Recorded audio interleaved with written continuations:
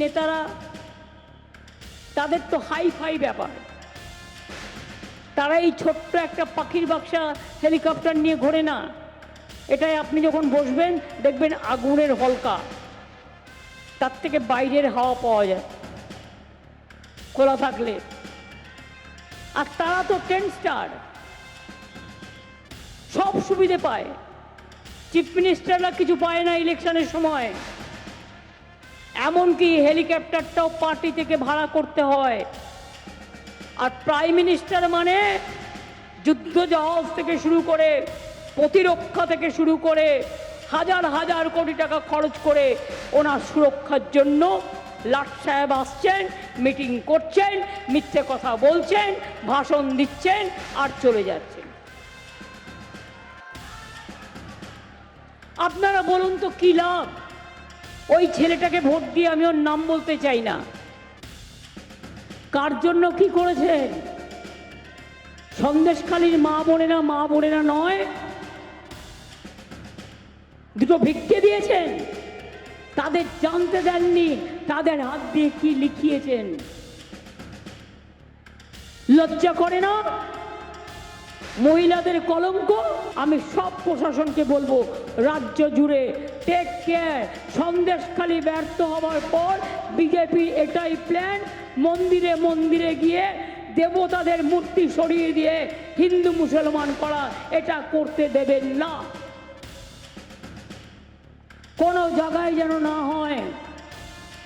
যে জায়গায় হবে সেখানে তাকে দায়িত্ব নিতে হবে, মাথায় রাখতে হবে। একটা যদি মন্দিরে কেউ কিছু করে সঙ্গে সঙ্গে সারিয়ে দেবেন। আমি আপনাদের কথা দিচ্ছি, আপনারা ঐক্যবদ্ধ হয়ে প্রতিমা মণ্ডলকে জেতান।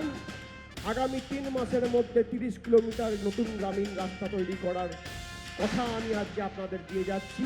আমাদের গ্যারেন্টি আমরা করে দেবো, কারোর কাছে ভিক্ষা চাইতে হবে। আমরা এদের দয়া দাক্ষিণ্যে বেঁচে নেই। আমরা 25,000 কোটি টাকা খরচা করে বাংলার 2,12,00,000 মহিলাকে লক্ষ্মীর ভাণ্ডার দিয়েছি। এর মধ্যে বিজেপির অবদান কত? এত বড় একটা শূন্য, 10 পয়সা দেয়নি, 10 পয়সা দেয়নি। এই যে মমতা বন্দ্যোপাধ্যায় বিনামূল্যে রেশন দিচ্ছে, 6.5 লক্ষ 100 দিনের শ্রমিকদের টাকা দিয়েছে, বিজেপির অবদান শূন্য। দেখুন, ক্ষমতা থাকলে তথ্য পরিসংখ্যানকে সামনে রেখে লড়াই করুন। ক্ষমতা থাকলে 10 বছরের রিপোর্ট কার্ড নিয়ে আসুক কুলতলির জন্য কি করেছে। দক্ষিণ 24 পরগনাকে ক পয়সা দিয়ে সাহায্য করেছে। আমি দক্ষিণ 24 পরগনাকে সেলুট জানাই, তার কারণ আপনারা এদের ফাঁদে পা দেননি। 14তেও দেননি, 16তেও দেননি, 19এও দেননি, 21এও দেননি। তপশ্রী দিয়েছে, তপশ্রী বন্ধু দিয়েছে, জয় জোহার দিয়েছে, ঐক্যশ্রী স্কলারশিপ দিয়েছে, স্বাস্থ্যসাথী কার্ড দিয়েছে, স্টুডেন্ট ক্রেডিট কার্ড দিয়েছে, লক্ষ্মীর ভাণ্ডার দিয়েছে, কৃষক বন্ধু কার্ড দিয়েছে। আর অন্যদিকে বিজেপি বলেছিল 15 লাখ টাকা দেবো, পেয়েছেন? কেউ পায়নি। বলেছিল বছরে 2 কোটি বেকারের চাকরি দেবো, দিয়েছে? উত্তর হচ্ছে না। বলেছিল কালো টাকা ধ্বংস করব, নোটবন্দি করে গরিব মানুষকে 1 মাস ধরে লাইনে দাঁড় করিয়ে দিয়েছিল। 140 জন দেশে মারা গেছিল খালি টাকা পাল্টাতে গিয়ে লাইনে দাঁড়িয়ে, গরমে স্ট্রোক হয়ে, হার্ট অ্যাটাক হয়ে। আজকে কালো টাকা ধ্বংস হয়নি, দেশে কালো টাকা আরো বেড়েছে। গরিব আরো গরিব হচ্ছে আর ধনী আরো ধনী হচ্ছে। এই বিজেপি, এই তৃণমূল একে উভয়ের সঙ্গে যোগসাজশ করে একে অপরের পরিপূরক হয়ে এই বাংলার নির্বাচনকে বিভাজিত করতে চাইছে এবং উভয়ে লাভান্বিত হতে চাইছে। অতএব এইসব কথা দ্বারা কেউ প্রভাবিত হবেন না। কোথায় বাপ বেটা বলছে, বাপ বেটার বিরুদ্ধে কোনো ব্যবস্থা হয়নি কোনোদিন।